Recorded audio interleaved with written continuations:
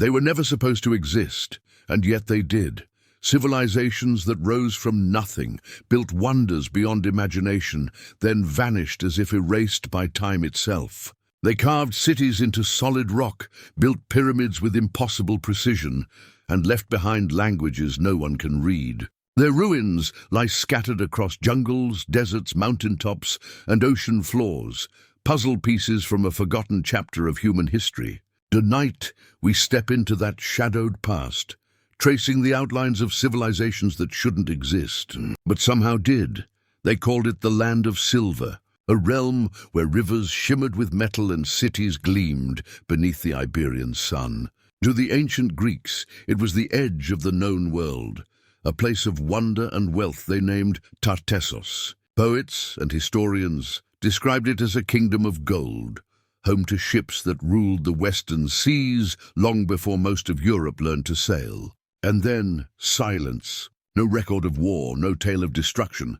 Tartessos simply vanished. Its cities disappeared, its people forgotten, its treasures buried under centuries of soil and myth. Archaeologists searching the valleys of southern Spain have unearthed fragments, intricate jewelry, golden relics, inscriptions in a script that no one has deciphered. They hint at a kingdom both familiar and alien, one that glowed briefly before fading into obscurity. Was Tartessos a real place, or a Mediterranean Atlantis, a remnant of something even older?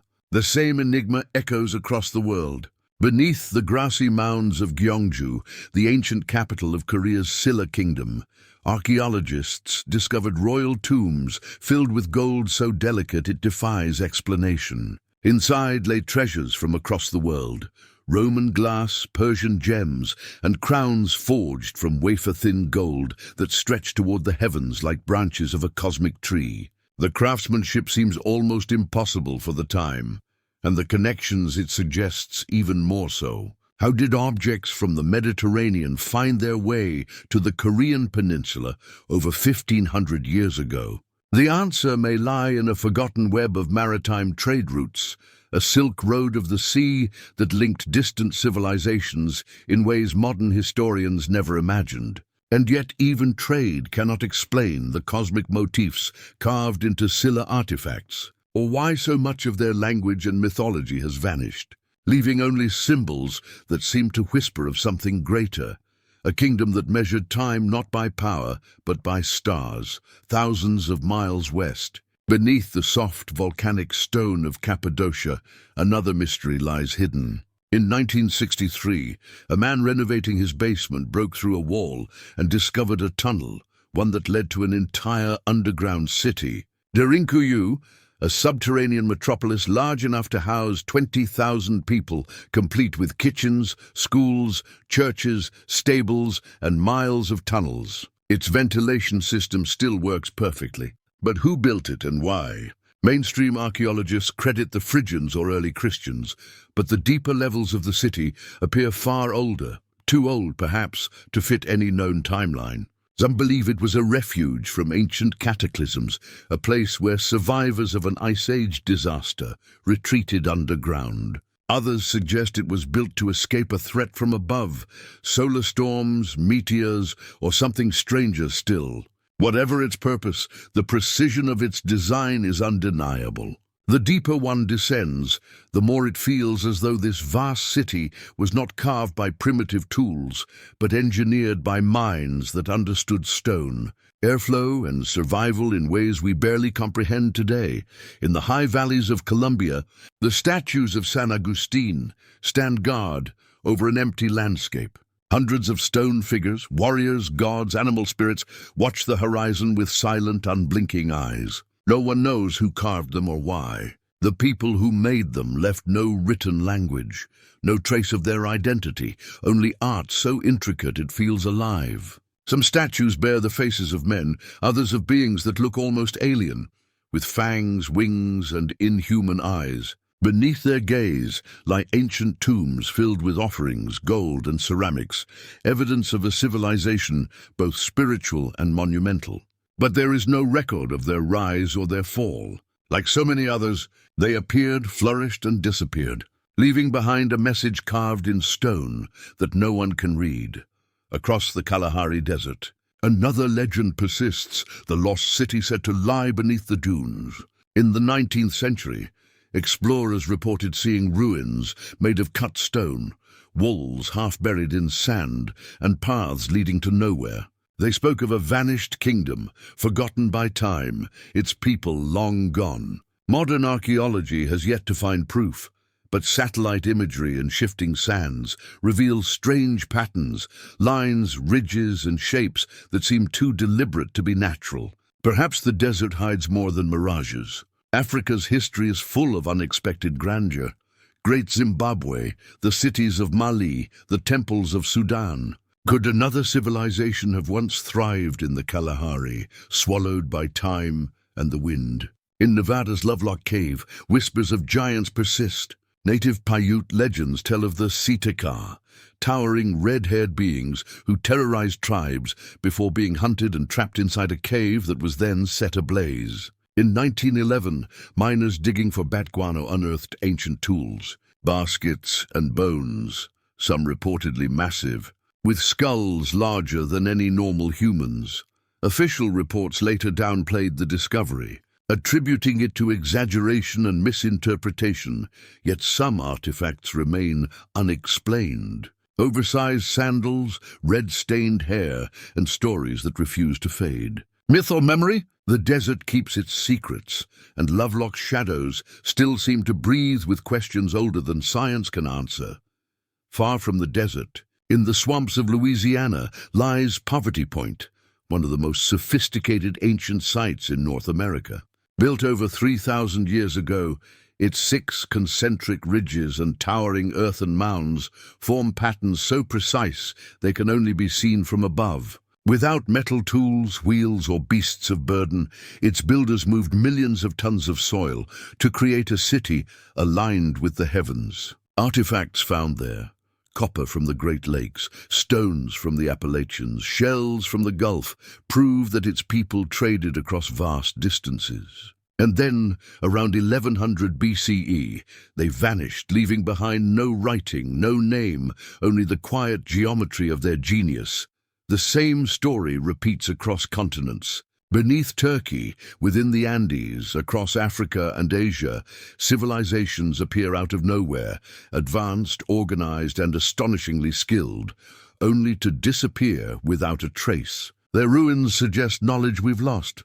Astronomy encoded in stone, architecture immune to earthquakes, cities aligned with the stars. Perhaps these were isolated achievements of human brilliance, or perhaps they were fragments of something larger, a forgotten global inheritance, a memory of a world before ours that lived, thrived, and fell long before our histories began. Each ruin, each artifact, each undeciphered symbol is a whisper from that hidden world.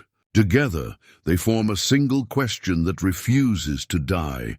How much of our past is still unknown? Somewhere beneath the soil, beneath the waves, and within the silence of these ancient stones, the answer waits, unchanged, patient, eternal. Unlike the pharaohs of Egypt or the priest-kings of Mesopotamia, the people of the Indus-Sarasvati civilization left behind no palaces, no grand statues, no royal tombs. Their cities show no signs of coercive power. Instead, they reflect a remarkable equality, an orderly, efficient, and clean society where authority was expressed through design, not domination. If there were rulers, they did not demand monuments to their own glory. The cities themselves, with their perfect grids and advanced drainage systems, were their legacy. Yet for all their brilliance, their voice remains silent. The key to their mystery lies in their script, hundreds of seals and inscriptions carved into stone, pottery, and metal. These markings, usually short clusters of 5 to 10 symbols paired with animals or abstract shapes, remain undeciphered. They are neither alphabetic nor purely pictorial. Without a bilingual key, like the Rosetta Stone, their meaning is lost to time. Scholars have speculated endlessly. Were they trade records, hymns to unknown gods, or warnings of an approaching disaster? Until this script is understood, the Indus-Sarasvati civilization remains mute. its thoughts locked behind symbols no one alive can read. The story grows stranger when we consider the river that may have been their lifeline, the Sarasvati. Ancient Indian texts speak of this sacred river, yet no such river exists on modern maps. Satellite imagery and geological surveys have revealed the ghost of one, a dried riverbed running parallel to the Indus, vast enough to have once sustained entire cities. Many now believe the Sarasvati was real, its disappearance caused by tectonic shifts and shifting monsoons. When the river died, so too may have the civilization that depended on it. The collapse of the Indus-Sarasvati culture is unlike most in human history. There is no evidence of conquest or war. The cities were not burned, their walls not toppled. They were simply left behind. Environmental change may have made agriculture impossible. Disease or trade collapse might have hollowed out the population. Yet the quietness of their end feels almost deliberate, as though they simply walked away from their world and never returned. Their achievements, however, remain staggering. Across hundreds of miles, their cities shared standardized weights and measures. They mastered metallurgy, crafting with copper, bronze, tin, and lead. They traded as far as Mesopotamia. Indus seals have been found in ancient Sumerian cities. Their artisans made jewelry, toys, and tools of exquisite precision. They even practiced dentistry thousands of years before modern medicine. Everything they did suggests an advanced and thoughtful people, yet they left no record of their rulers or gods. It is as though this civilization chose humility. They built not for kings, but for communities. They lived not for conquest, but for order.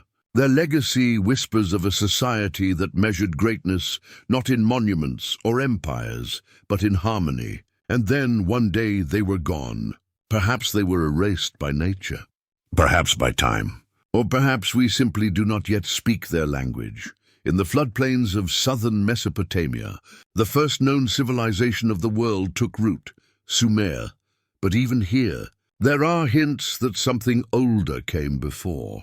The Sumerians recorded everything: laws, myths, trade, even the reigns of their kings. Among their most mysterious documents are the Sumerian king lists, clay tablets that name rulers who lived not for decades, but for thousands of years. 10 kings, the texts claim, ruled before a great flood. One reigned for 2,800 years, another for 36,000. To modernize, these sound like myths. But why would a culture as meticulous as the Sumerians preserve such impossible records? Some scholars interpret these as symbolic, each long reign representing an era or celestial cycle. Others believe they may preserve distorted memories of an earlier age, a civilization erased by catastrophe. The Great Flood appears in dozens of traditions across the world: the Babylonian, the Greek, the Hebrew, the Hindu. Could these stories all echo a real event? One that ended an entire epoch of humanity? Archaeological layers beneath the earliest Sumerian cities, Eridu, Uruk and others, reveal remnants of even older settlements. Beneath Eridu's Temple of Enki, excavations have found successive layers of construction, each older, simpler and more primitive, stacked one upon another. These layers stretch back thousands of years before Sumer officially began. The people of this forgotten era, sometimes called the Ubaid culture, built temples, used complex pottery, and lived in planned communities. They left behind no clear language or name, but their fingerprints are everywhere in the foundations of Sumer itself. The Sumerian language remains one of history's great enigmas. It has no known relatives. It appears suddenly fully developed with no traceable evolution. This linguistic isolation has led some to believe it was carried from elsewhere, perhaps by survivors of an earlier civilization, preserving fragments of an older tongue. The myths only deepen the mystery. The Epic of Gilgamesh, the oldest known literary work, describes a world already ancient in its time. Cities built by divine kings, wisdom brought by gods, and a flood that wiped the earth clean. Gilgamesh's journey to find immortality leads him to a man who survived the deluge, Utnapishtim, who tells him of a time before history, a golden age swept away. Beneath the sands of Sumer may lie the bones of a civilization that came before civilization itself. Its echoes live in myths of immortal kings, in languages with no ancestors, and in floods that erased entire worlds. Perhaps Sumer was not the dawn of human history, but the memory of an even earlier light. In Sumerian legend, there is one name that stands out: Aratta, a radiant city of the east, rich in lapis lazuli, gold, and divine favor. The stories describe it as a rival to Uruk, home to artists and priests who built temples that shone like the sun. These tales are part myth, part history, etched into clay thousands of years ago. Yet the geography described is real, mountainous, distant, likely in what is now Iran. Archaeologists have uncovered clues that suggest the myths may have been based on fact. In the highlands of Iran, sites such as Jiroft, Tepe Yahya, and Shaddad reveal evidence of an advanced Bronze Age culture, urban planning, trade networks, intricate carvings, and proto-writing, all dating back over 5,000 years. Jiroft, in particular, has yielded artifacts so sophisticated that some call it the cradle before Mesopotamia. Lapis lazuli found there matches the material referenced in Sumerian texts, and the region itself would have been a natural crossroads between Mesopotamia and Central Asia. Aratta may have been real, a highland kingdom whose wealth and artistry inspired Sumerian legend. Like all ancient cities, it eventually faded, undone by earthquakes, climate change, or conquest. But the memory of its brilliance survived, transformed into myth. Perhaps when the Sumerians spoke of divine messengers and radiant kings, they were remembering not gods, but neighbors, people of an older world whose civilization shone and fell long before theirs. Far across the ocean, in the cliffs of the American Southwest, another lost world took shape. The ancestral Puebloans, once known as the Anasazi, built entire cities into the sides of canyons. Mesa Verde and Chaco Canyon were their masterpieces. Multi-story dwellings, ceremonial chambers, roads carved straight through stone. For over 1,000 years, they thrived in harmony with the harsh desert. Then, without warning, they were gone. Food lay untouched. Tools sat where they were dropped. Fires were left burning. An entire civilization vanished almost overnight. Drought, warfare, spiritual crisis, each has been proposed, none proven. The descendants of these people, the modern Pueblo tribes, say their ancestors did not die out but moved on, guided by prophecy to new lands. Yet the suddenness of their departure and the silence that followed still haunt the canyons they left behind. Off the coast of Japan, another enigma lies beneath the waves. The Yonaguni Monument, a massive underwater formation of terraces, steps, and straight-edged walls, looks uncannily like human architecture. Some researchers insist it is man-made, a relic of an Ice Age civilization submerged when sea levels rose 12,000 years ago. Others say it is a natural formation shaped by fault lines and erosion. The truth may lie somewhere between, but as divers descend along its geometric corridors, the sense of design feels undeniable. If Yonaguni is artificial, it rewrites the origins of civilization in Asia. The deserts of Peru hold another mystery: the Paracas skulls. Discovered in the 1920s, these elongated crania appear too large and too structurally distinct to be explained by head binding alone. Some are 25% larger in volume, with unusual bone structures and even genetic anomalies. DNA tests have produced baffling results, suggesting unknown haplogroups or mutations. Whether these people were a unique branch of humanity or something stranger, the question remains: why did so many ancient cultures across the world shape their heads in the same way? What or who were they imitating? Across the Mediterranean, around 1200 BCE, the world collapsed. Great empires, the Egyptians, Hittites, and Mycenaeans, fell one after another. The cause, according to ancient inscriptions, was invasion by a mysterious coalition known as the Sea Peoples. They came from nowhere, wielding fire and steel, destroying cities and vanishing just as quickly. Their origins are still unknown. Some see them as refugees from collapsing societies, others as pirates or survivors of a lost homeland erased by disaster. In their wake came centuries of darkness, and high in the Andes, where Lake Titicaca glitters under the sun, divers have discovered something astonishing: a submerged city beneath the water's surface. Stone terraces, roads, and temples lie preserved in the depths, older than the Inca, perhaps older than history itself. Nearby, the ruins of Tiwanaku bear the marks of cosmic knowledge, structures aligned with the stars, carved from massive stones fitted so precisely that even modern engineers struggle to explain them. Local legends tell of Viracocha, the bearded god who rose from the lake and taught humanity before disappearing. Perhaps these ruins are his legacy, the remains of a civilization that once touched the heavens and then sank beneath the waves.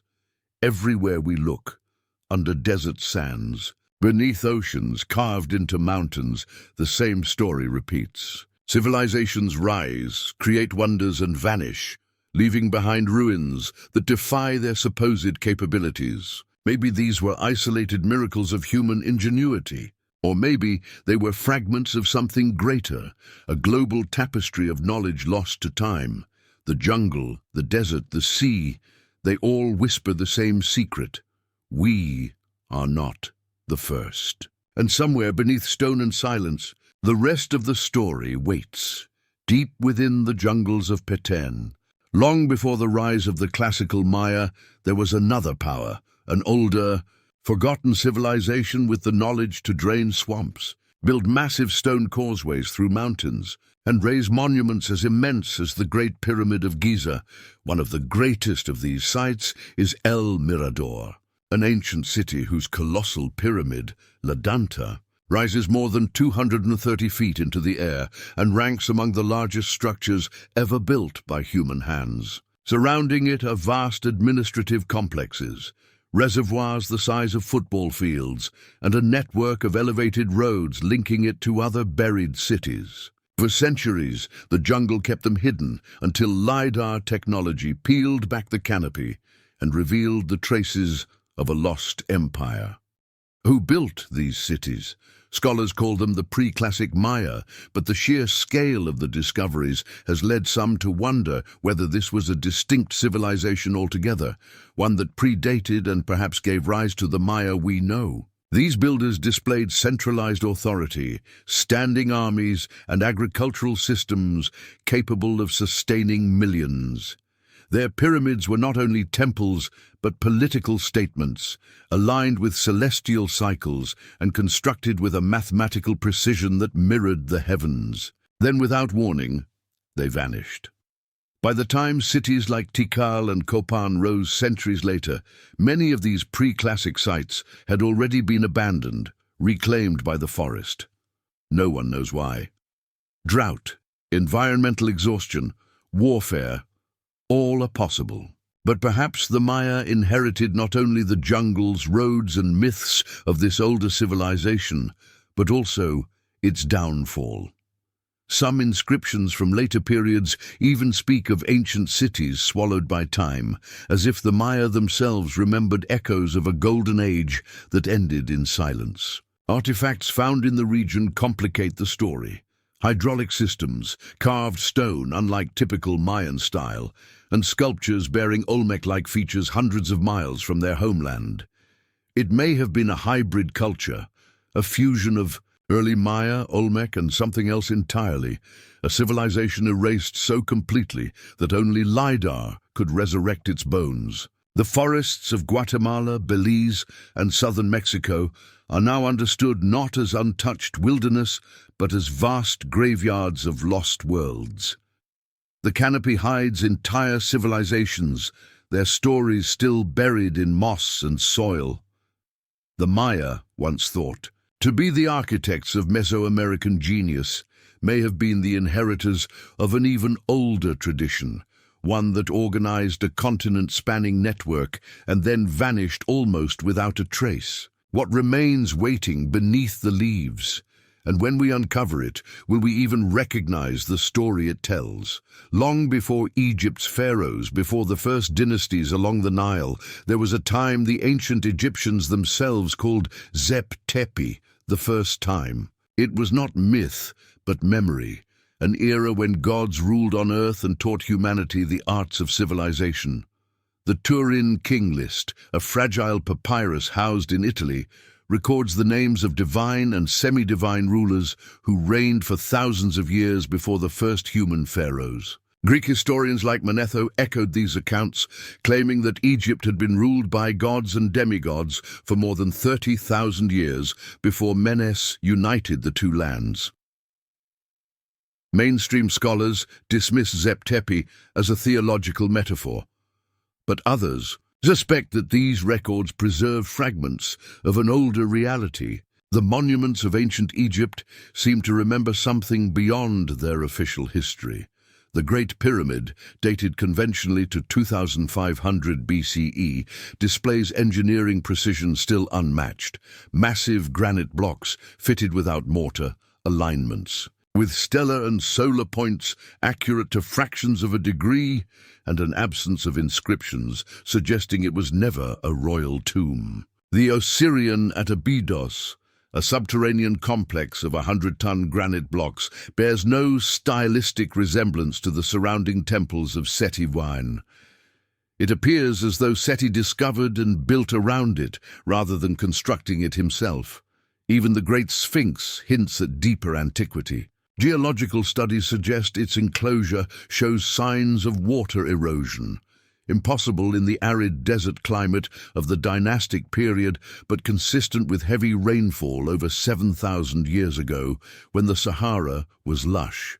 If true, the Sphinx could predate dynastic Egypt by millennia, a surviving sentinel from Zep Tepi itself. The followers of Horus, described as luminous beings who ruled between the age of gods and men, may have been remnants of that lost civilization, bearers of wisdom, astronomy, and architecture that seeded the splendor of pharaonic Egypt. Ancient Egyptian cosmology speaks of cycles, ages destroyed and renewed by floods and fire. The Edfu texts tell of an island of the gods destroyed by a deluge, from which survivors came to Egypt to rebuild. Some believe this describes not allegory, but history, connecting Egypt to the global memory of a cataclysm remembered elsewhere as Atlantis. Later Arab chroniclers wrote that the Great Pyramid was built by King Saurid, a visionary who foresaw a coming flood and sought to preserve humanity's knowledge.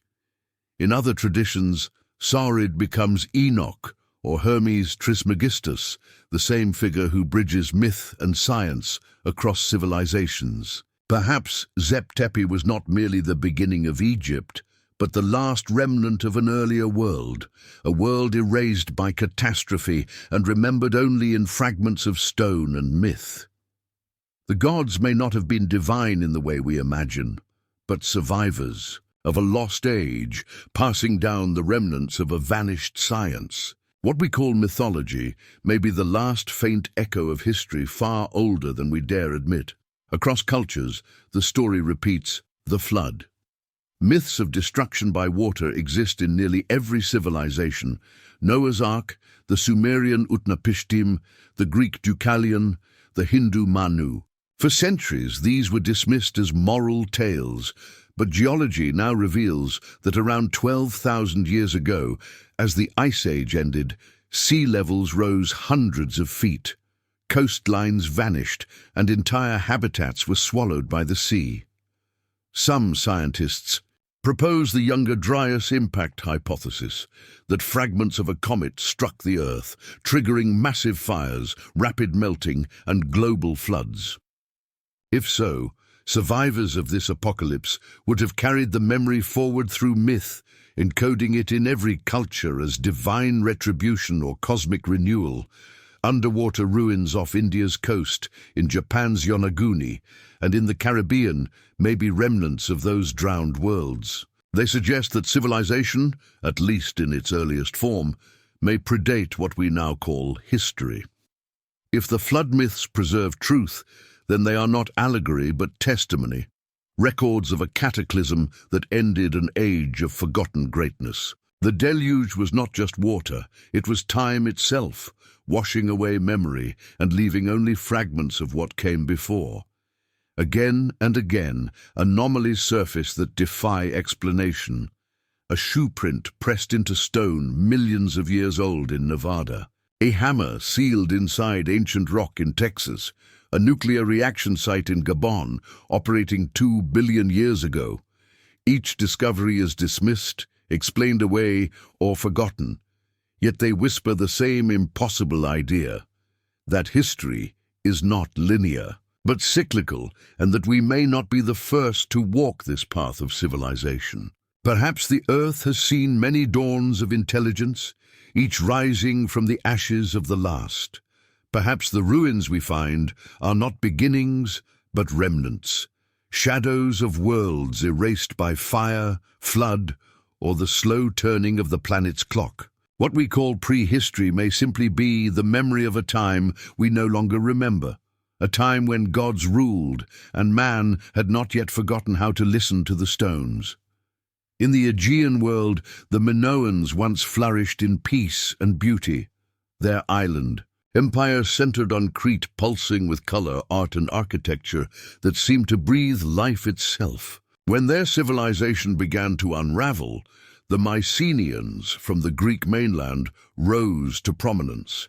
Yet it appears they did not build upon the Minoan legacy as much as they consumed it. They absorbed its art, its religion, and even its architecture, wearing the skin of a dying culture while the original creators faded into silence. The collapse may have been less conquest and more contagion, an implosion of resources, environmental exhaustion, and political fractures that left them unable to withstand the combined weight of nature's fury and their own overreach. Without fortifications or armies strong enough to repel disaster, the Minoans succumbed to fate. Still, their echo endures. The legend of Atlantis, a prosperous, advanced island civilization destroyed by water, bears striking resemblance to their story. Plato's account may well be a cultural memory of Minoan Crete, retold through centuries of distortion. Walking through the ruins of Knossos today, one can feel the remnants of a brilliance, both human and tragic. Staircases that lead nowhere, frescoes of forgotten rituals, and stones that whisper of a people who touched greatness only to be swallowed by the sea. Perhaps it wasn't divine wrath that drowned them, but the indifference of the earth itself, stirred by volcanic fire and human ambition. Yet even submerged in myth, the Minoans still speak through every wall, every pigment, every silent chamber where their voices once sang. Far out in the Atlantic, the Canary Islands rise from the sea like ancient memories breaking the surface of time. When the Spanish arrived in the 15th century, they found not wilderness, but a people seemingly misplaced in history, the Guanches. They lived in caves, dressed in animal hides, and used stone tools, yet they were tall, fair-skinned, and bore strikingly European features. They claimed descent from lands long lost beneath the sea, and built step pyramids that echoed those in Egypt and the Americas. To their conquerors, they were an impossibility, Stone Age people who carried whispers of a forgotten world. The Guanches left behind puzzles that resist explanation. Their pyramids, precisely aligned with the solstices, display astronomical knowledge far beyond what isolation should allow. Their mummification practices parallel those of ancient Egypt, complete with preservation techniques that remain unexplained. DNA traces link them loosely to North African Berbers, yet hints of older European ancestry persist, suggesting migrations predating recorded seafaring. Their legends spoke of a sunken homeland, and some believe they were descendants of a prehistoric maritime civilization, perhaps even survivors of Atlantis. But their story ended swiftly. Disease, conquest, and assimilation erased them within a century. Their voices are gone, their language reduced to a few fragments. Only their ruins remain, stone pyramids, caves, and preserved bodies, mute reminders of a people out of time. Across the highlands of Ethiopia and Eritrea, the broken obelisks of Axum rise like fossilized thunderbolts, the last monuments of a kingdom that once rivaled Rome. Between the 1st and 7th centuries AD, Axum ruled an empire of gold, ivory, and incense. Its merchants connected Africa to Arabia, India, and the Mediterranean, and its kings minted coins bearing their own faces and inscriptions in Ge'ez, the ancestor of the script still used in Ethiopia today. The Axumites carved immense granite monoliths with false doors and windows, as if mocking mortality itself. The tallest once towered over 30 meters, hewn and erected without the aid of iron or pulleys, a feat that still challenges modern engineers. But the empire that proclaimed its eternity faded into silence. Trade routes shifted, forests vanished, the soil eroded, and new powers rose along the Red Sea. By the 8th century, Axum had withdrawn into the mountains, its grandeur buried under centuries of neglect. Later explorers, blinded by prejudice, refused to believe Africans had built such wonders. Yet Axum was no echo of foreign influence. It was one of the world's first Christian empires, corresponding with Byzantium, housing bishops and producing art and architecture unmatched in Africa's ancient world. Its fall was not destruction, but transformation. The empire lived on in faith, in language, and in legend. Even now, in the city of Axum, monks guard a chapel said to contain the Ark of the Covenant, a relic of divine history intertwined with myth. The kingdom may have vanished from maps, but its spirit still breathes through the highlands, reminding us that disappearance is not always extinction. Sometimes it is endurance wearing another face.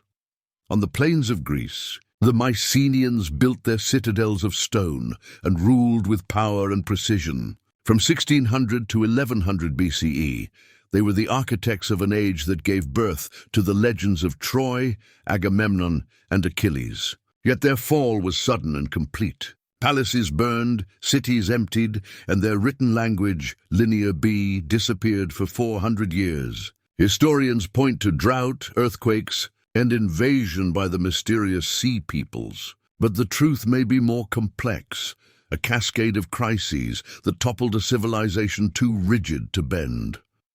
When Greece was reborn centuries later, it was as if the Mycenaeans had never existed. Their memory survived only through myth.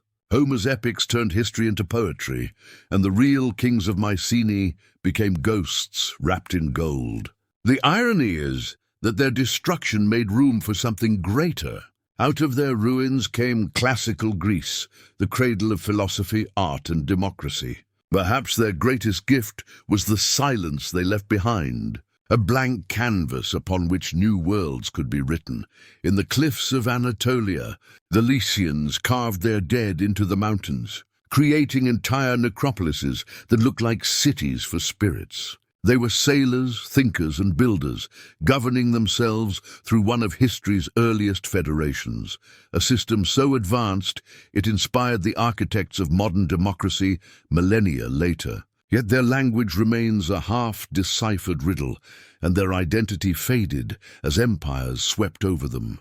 Earthquakes, wars, and Roman assimilation erased their independence until they became footnotes in the histories of others. Still, their stone tombs stand defiant, watching the sea. They built for eternity, even if memory betrayed them. Far from the Mediterranean, in the heartland of North America, another lost city rose and fell, Cahokia, near modern-day St. Louis. In the 12th century, it was a metropolis of tens of thousands, with monumental mounds, vast plazas, and astronomical observatories. It was larger than London at the time, the center of a civilization built not on stone, but on earth and wood. Yet by the time Europeans arrived, it had vanished. Climate change, deforestation, disease, and internal conflict are all suspected. But the truth remains uncertain. The people of Cahokia simply dispersed, leaving behind no written record, only the silent mounds rising from the soil like echoes of forgotten kings. Across the hills of Tuscany and Umbria, the Etruscans left their mark on Rome long before Rome conquered them.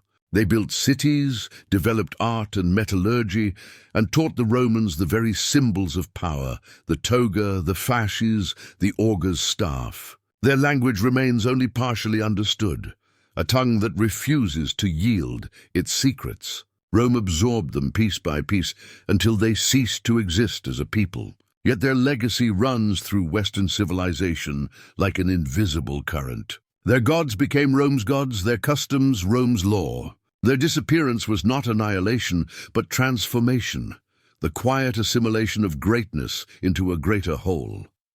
In the misty heights of the Andes, the Chachapoya built their world among clouds. Their stone cities clung to cliffs. Their dead were entombed in coffins, perched on impossible precipices. The Incas called them the Cloud People, pale and fierce, distinct even among mountain nations. They resisted conquest for centuries before being absorbed into the Incan Empire, and then erased by the Spanish that followed.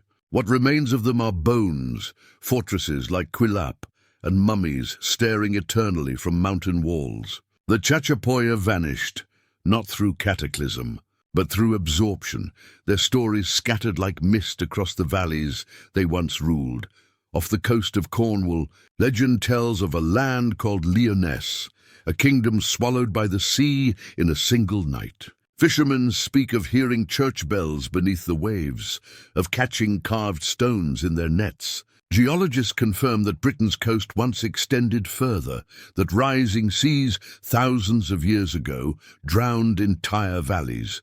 But myth compresses centuries into a single tragedy. Whether or not Lyonesse truly existed, the story preserves a truth older than history itself, that no land, no civilization, no glory is immune to the sea. The waves are patient. They always take back what is theirs. And far across the Pacific, on the lonely volcanic rock of Easter Island, the people of Rapa Nui carved giants from stone. The Moai, with their blank faces and solemn gazes, still stand guard over a civilization that rose and fell in isolation. The story of their collapse is often told as one of self-destruction.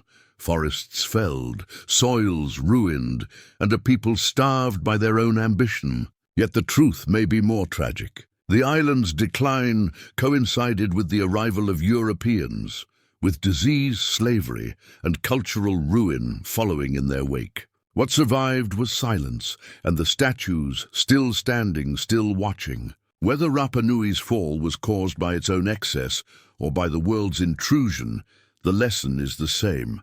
Isolation breeds both brilliance and fragility. The Moai endure, a mirror for every civilization that has ever believed itself eternal. In the heart of West Africa, beneath centuries of earth, archaeologists unearthed terracotta heads, serene, lifelike, and hauntingly human. The Nok culture, one of Africa's oldest known civilizations, flourished over 2,000 years ago and then vanished, leaving only these fragments of clay and mystery. Their artistry speaks of mastery, their silence of loss. Like so many before and after, they remind us that civilization is not a straight line, but a cycle of emergence and erasure. What we call ancient is only the surface of something deeper, a buried heartbeat still echoing beneath the soil of time. They were called the Nok, a people whose artistry and metallurgy flourished in the heart of West Africa long before written history touched the continent. Between 1000 BCE and 300 CE, in what is now central Nigeria, they shaped clay and iron with a mastery that confounded scholars millennia later. While Greece was still learning to forge bronze and Rome did not yet exist, the Nok had already discovered how to smelt iron, an innovation that reshaped human civilization. Their terracotta sculptures remain some of the oldest and most expressive works of art ever uncovered in Africa. Human faces with wide eyes, flared nostrils, and parted lips, gazing out across time as though aware of their own immortality. The first of these figures surfaced by accident in the 1940s, unearthed during tin mining. Soon more emerged, heads, torsos, animals, each one distinct, lifelike and deliberate. But the excitement of discovery quickly turned to loss. Many artifacts were looted or sold to collectors, stripped of archaeological context. The earth that could have told their story was destroyed in the search for ore. What remains now are fragments, beautiful, mysterious, and frustratingly incomplete. Their iron furnaces, scattered across the plains, suggest a highly organized society capable of supporting artisans, traders, and farmers. To master ironworking demands complex knowledge, control of fire, ore and air, and the Nok achieved it independently, without influence from the Mediterranean or Asia. This revelation shattered long-held assumptions that sub-Saharan Africa's technological progress depended on the North. The Nok stand as proof that innovation was never the monopoly of any one region. And yet, they vanished. There are no written records, no inscriptions, no monuments, only silence. Climate shifts may have turned fertile lands into savanna, forcing perhaps deforestation and soil exhaustion undermined their food supply. Or maybe disease or conflict fractured them from within. No one knows for certain. It is as though the Noach simply dissolved into the land, their culture carried off by wind and time. But their art remains a whisper carved in clay that refuses to die. Their terracotta faces seem to watch us, patient and knowing, as if aware that their rediscovery is not their end, but their rebirth. Through them, we are reminded that the earth still holds forgotten chapters of humanity's stories, buried, not lost, waiting for those who listen to the silence between the ruins, in the rocky highlands of Anatolia. Another lost world once thrived. The Hittites, for centuries dismissed as biblical legend, emerged from the soil of Turkey in the late 19th century, an empire that rivaled Egypt, Babylon, and Assyria, and yet vanished so completely that history forgot it existed. Their rediscovery began with the unearthing of clay tablets covered in strange cuneiform and hieroglyphic markings. When deciphered, they revealed a civilization of engineers, diplomats, and warriors whose influence spanned from the Aegean to Mesopotamia. The Hittites were the first to forge iron weapons on a large scale, the first to record international treaties, the most famous being the Treaty of Kadesh, signed with Egypt's Ramses II after one of the largest chariot battles in history. Their cities, especially their capital, Hattusa, were ringed by massive walls, guarded by lions carved in stone, and filled with archives of thousands of tablets documenting everything from trade to religion. They were a world power. And then, around 1200 BCE, they were gone. Their cities burned, their records buried, their gods abandoned. Scholars debate the cause, perhaps famine, perhaps invasion by the mysterious sea peoples, perhaps internal revolt. Letters from their final days speak of hunger, drought, and desperation. Yet, no single event explains how such a vast empire could vanish so completely. When their ruins were found, millennia later, they were so alien that early archaeologists couldn't believe they were native to Anatolia. The Hittites' legacy, though forgotten, endured in secret. Their laws influenced later empires. Their deities blended into Greek and Near Eastern pantheons. Even the Hebrew Bible's passing mention of them was not myth, it was memory. They remind us that history is fragile, that even the mightiest civilizations can be erased, leaving behind only scattered stones and the faint echo of a name. Far to the northwest, along the banks of the Danube, another enigma sleeps beneath the soil. The Inca culture. Long before the first pharaohs ruled Egypt, before Sumer raised its ziggurats, the people of Inca built orderly settlements across the Balkans. Between 5700 and 4500 BCE, they raised homes with foundations, paved floors, and drainage. True towns, older than any known in Europe. Their pottery shimmered with intricate designs. Their tools gleamed with early copper, and most mysterious of all, they inscribed symbols into clay tablets, deliberate symbols that some scholars believe may represent the world's oldest written language. If that is true, then the story of writing does not begin in Mesopotamia, but here, among farmers and artisans who vanished thousands of years before the pyramids rose. Their script, found on shards in Serbia, Bulgaria, and Romania, remains undiscovered. It may have been a form of record-keeping, religious expression, or something else entirely. Whatever it meant, its meaning died with them. The Vinca decline remains an unsolved puzzle. Perhaps the land could no longer sustain them, or waves of migrating tribes displaced them. What endures are their figurines, human shapes with wide eyes and elongated faces. Alien in appearance, yet undeniably human in spirit. In their silence, they seem to watch us the way the Noach statues do, as if both civilizations, separated by continents and millennia, knew they would one day be rediscovered. Beneath the Arabian sands lies another the lost Atlantis of the desert. Described in ancient texts as Irem of the Pillars, it was said to have defied God's will and been swallowed by the earth. For centuries, it was thought to be a myth until modern explorers guided by satellite images, traced the ancient incense routes that once connected Arabia to the Mediterranean. Deep in the Rub al-Khali Desert, they found ruins near a massive sinkhole-collapsed towers, pottery, and walls that matched the legend's description. Whether Uber was a grand city or a network of trading posts, its sudden destruction by the earth itself seemed to echo the old stories. It had grown rich on frankincense, a commodity worth more than gold in antiquity, fueling temples from Egypt to Rome. Then, perhaps through erosion or divine irony, the ground beneath it gave way. The city fell into the void, its wealth swallowed by the desert. Uber's discovery blurs the line between myth and memory. Like so many lost civilizations, it forces us to ask how much of what we call legend is merely history buried under sand. In the misty highlands of Appalachia, far from deserts or empires, a massive boulder called Juticala Rock lies carved with hundreds of mysterious symbols by eyes, handprints, and looping lines that no one can fully explain. The Cherokee spoke of Sulkalu, a slant-eyed giant whose seven-fingered hand left marks upon the stone. But even they claimed the carvings predated their people. Some believe it to be a boundary marker, others a star map, or perhaps a record of ancient migrations. Its symbols echo those found in distant lands from Britain to Africa, raising potentializing questions about forgotten connections across oceans and ages. Whatever its origin, Juticala Rock endures as a message from a time before history, a reminder that even in the quiet hills of the modern world, the earth still keeps secrets in plain sight. And so, across continents and ages, the pattern repeats. The Noach, the Hittites, the Vinca Uberal, brilliant, all vanished. Their stones, scripts, and myths whisper the same refrain, that civilization is not a straight ascent, but a cycle of forgetting and rediscovery. Beneath every field, beneath every desert, beneath every city, lie the bones and voices of worlds that came before. They are not gone. They are waiting, patient as the soil, for us to listen again. When explorer G.A. Farini returned from the Kalahari Desert in the late 1800s, his words ignited imaginations across Europe. He spoke of massive weathered stones carved with geometric precision, of formations that looked like ancient walls stretching across a plateau as if they once belonged to a forgotten kingdom. Newspapers called it the lost city of the Kalahari, and the legend was born. Soon, others followed, explorers,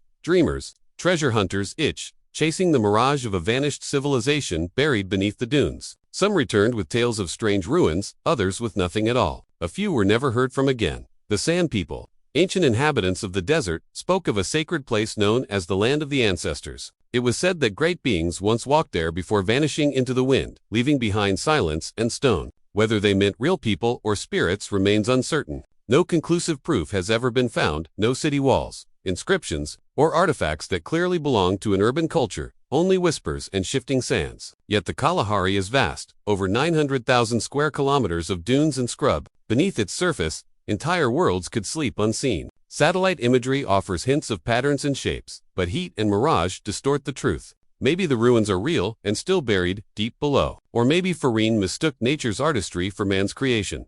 Some geologists argue he was looking at dolerite outcrops, natural formations that fracture into wall-like shapes. Others say he exaggerated, crafting a story to enthrall a Europe hungry for mystery. But Africa is full of precedents. Great Zimbabwe, Mapungubwe, the cities of Nubia and Malial once dismissed as legend until proven real. If such civilizations flourished where no one expected, why not one in the Kalahari too? The desert itself seems to encourage belief. Its silence feels alive, its emptiness haunted. You can walk for hours beneath the burning sun and feel the weight of unseen eyes, as if the land remembers. Perhaps memory does linger, there echoes of voices carried on the wind, traces of people long forgotten. Whether the lost city exists or not, its legend has become part of the desert's soul. A reminder that not all ruins are made of stone. Some exist only in the space between myth and truth, waiting for someone brave enough to look again. Far to the north in Nevada, a different mystery sleeps inside a cave carved into limestone cliffs. To the casual eye, it's just a dry, dark chamber in the desert. But for centuries, the northern Paiute people told stories of what once happened there. They spoke of the Siteka, a race of giant, red-haired beings who attacked their ancestors, stealing food and even people. According to legend, the tribes united to drive the giants into a cave, set its entrance aflame, and sealed them inside. For generations, it was only a story. Then, in 1911, two guano miners digging in Lovelock Cave stumbled upon artifacts buried in the dust-woven baskets. Fishing tools, duck decoys, and bones. Newspapers soon claimed the bones belonged to giants. Some said 8 feet tall, with red hair still clinging to their skulls. Museums reportedly took possession of the remains, though their trail has grown cold over time. Modern archaeologists confirm the site's age over 10,000 years of continuous human use, but dismiss the talk of giants. The red hair, they say, is just dark hair bleached by minerals and time. The oversized sandals and tools may have belonged to tall, but otherwise normal humans. Still, the legend refuses to die. The Paiute people maintain their story of the Sitaka, and similar tales of giant beings echo in oral traditions, from the southwest to Mesoamerica. Inside Lovelock Cave, the air feels heavy, the silence almost watchful. Whether myth or memory, the story of the giants endures because something about the place feels older than explanation, as if the walls themselves remember the flames far away. In the quiet plains of Louisiana, gentle ridges and mounds hide one of the oldest and most astonishing archaeological sites in North America. From the ground, Poverty Point looks like rolling hills, but seen from above, it reveals a vast semicircle of concentric earthen ridges and monumental mounds, perfectly aligned with celestial patterns. Built over 3,000 years ago, around 1700 BCE, by indigenous peoples who had no metal tools or beasts of burden, it was a city of geometry and intention. The largest mound, shaped like a giant bird, rises more than 70 feet high, made from hundreds of thousands of tons of earth moved one basket at a time. Artifacts from distant lands, flint from the Ohio Valley, copper from the Great Lakes, jasper from the Appalachians show that Poverty Point was a hub in a continent-spanning trade network. Yet its builders left no writing, no palaces, no record of rulers. Around 1100 BCE, the site was abandoned. No signs of war or destruction remain, just silence. Its people vanished as quietly as they appeared, leaving behind the question of how a civilization so advanced could fade without trace. Standing on its highest mound at sunrise, as light spills across the ridges, one feels not emptiness but presence, a reminder that history is far older and far quieter than we were taught to believe. Thousands of miles away, beneath the volcanic plains of Cappadocia in central Turkey, another mystery lies hidden. Deep below the surface, stretch tunnels and chambers forming vast underground cities, Derinkuyu, among them capable of housing 20,000 people or more. Entire worlds carved into rock, stables, kitchens, schools, wine presses, chapels, and ventilation shafts descending hundreds of feet. Rolling stone doors could seal entire levels from intruders. Archaeologists date these subterranean networks to the 8th century BC, expanding through Byzantine times, but the deeper levels suggest something older, possibly prehistoric. How ancient builders carved and ventilated such depths remains unexplained. Why they did so is another riddle. Were they hiding from war, persecution, or a cataclysm above the earth? Some believe they sheltered from invasion, others from the wrath of the skies. In Cappadocian folklore, the tunnels were made by jinn, beings of shadow and fire. Whatever the truth, these underground labyrinths remind us that even in antiquity, people prepared not just for life, but for survival. Beneath modern houses, forgotten corridors still wait to be uncovered, whispering that humanity's greatest stories might lie not above ground, but below it. Across the plains of South Asia, the ruins of Harappa and Mohenjo-daro tell of yet another world and urban civilization that flourished 5,000 years ago. Along the Indus and the vanished Sarasvati rivers, its streets formed perfect grids. Houses had bathrooms and running water. Massive public baths, granaries, and drainage systems reveal engineering precision that wouldn't reappear for millennia. Unlike Egypt or Mesopotamia, there are no grand tombs or statues of kings. The Indus people built cities, not monuments. Their script remains undeciphered, their rulers unknown, their gods unnamed. When their civilization declined around 1900 BCE, it left behind no sign of war or conquest, only abandoned streets and silent wells. Perhaps climate change, river shifts, or disease brought their end. Yet their legacy is one of quiet brilliance, a society that valued balance, cleanliness, and order over conquest and vanity. And before even they rose, there were the Sumerians, who spoke of older kings who ruled before the flood, beings who reigned for thousands of years. Beneath their temples in Eridu, older temples lie buried, layer upon layer, as though civilization itself had been built upon forgotten civilizations. Their language, like their origins, has no known relative. They appear in history fully formed, as if awakened from another world's memory. Their myths tell of a shining rival across the mountains called Arata, a place of artisans and divine wealth that some now suspect may have been real, perhaps in the highlands of Iran, where new discoveries reveal ancient cities older than Sumer itself. If so, then even the first civilization we know was looking back to something earlier, something already lost. And across the Atlantic, in the sandstone cliffs of the American Southwest, the ancestral Pueblones built their stone cities into the canyon walls, Mesa Verde, Chaco Canyon, places of ceremony and astronomical precision. Then, suddenly, they left. Food, tools, fires, all abandoned. Some say drought drove them away. Others whisper of spiritual upheaval. Still others of something far stranger. Their descendants, the Hopi and Zuni, say their ancestors did not vanish but moved on when the time was right, guided by the spirits to begin anew. And under the sea, off the coast of Japan, lie the stone terraces of Yonaguni, submerged monuments shaped like steps and platforms. debated endlessly by scientists. Natural formation, or the drowned remains of a prehistoric city. The ocean keeps its secrets, just as the sands, the mountains, and the caves keep theirs.